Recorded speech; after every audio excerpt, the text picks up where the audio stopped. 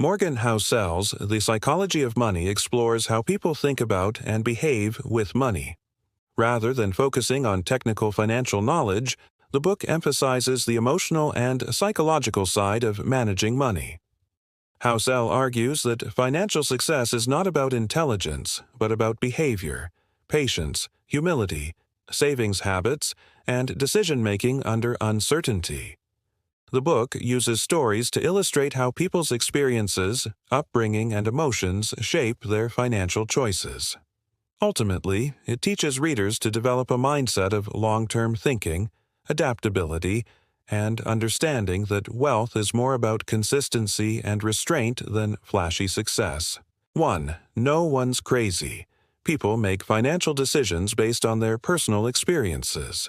Someone who grew up during a recession might be more cautious and risk-averse, while someone who saw tech stocks explode in the 2000s might be more aggressive. Example: a person who lived through the 2008 financial crisis might be skeptical of real estate investing, while another who bought property in 2010 and saw it triple in value might see it as a safe bet. 2. Luck and risk. Success isn't always just skill. Luck and risk play huge roles. Bill Gates was brilliant, but also lucky to attend a school with a computer in the 1960s. We should respect both successful and failed people, knowing external factors often influence outcomes. Example: a startup founder might have a brilliant idea but fails due to bad timing. Another may succeed with a less innovative idea during a booming economy. 3. Never enough. Chasing more money without defining enough can lead to greed and disaster. Know your limits. Example: a billionaire like Bernie Madoff could have lived comfortably forever but risked everything for more, leading to prison and disgrace. 4. Confounding, compounding. The power of compounding is hard to grasp but extremely powerful over time. Warren Buffett's fortune is due largely to time, not just high returns. Example: Buffett started investing at 10 and compounded wealth for over 70 years. Someone who gets a 10% return for 50 years will end up far richer than someone who gets 15% for only 20 years. 5. Getting wealthy versus staying wealthy. Getting rich requires taking risks, being optimistic, and acting boldly.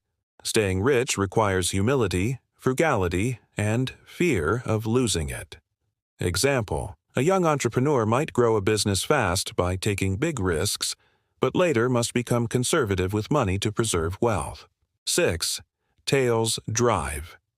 Everything. A small number of events often account for the majority of results. In investing, a few big winners make up for many losers. Example: in venture capital, 1 in 10 startups might succeed, but that one pays for all the others and more. 7. Freedom. True wealth is the ability to do what you want, when you want, with whom you want. Time is the ultimate currency. Example: a teacher who saves wisely and retires at 50 to pursue hobbies might be wealthier in freedom than a CEO making millions but working 80 hours a week. 8. Man in the car paradox. People want wealth to be admired, but flashy things often make others admire the object, not the owner.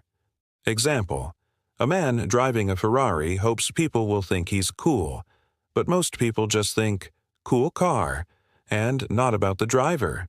9. Wealth is what you don't see. Real wealth is hidden. It's the money not spent. A modest house, an average car, and a large investment portfolio show financial discipline. Example: a millionaire next door might live frugally, while someone in a mansion may have high debt and little savings. 10. Save money. Savings give you flexibility, independence, and options. It's more powerful than income or investment returns in many cases. Example: someone earning $50K who saves 20% consistently can have more long-term freedom than someone earning $150K who saves nothing. 11. Reasonable. Rational. You don't need to make perfect financial decisions, just ones that make you sleep well at night. Emotions matter. Example: paying off a low-interest mortgage early might not be rational, but if it gives peace of mind, it's reasonable and valid. 12. Surprise. The biggest financial events are always surprises. Planning based only on history misses future shocks. Build in margin for error. Example, no one predicted COVID-19's market impact, but those with emergency funds and diversified investments fared better.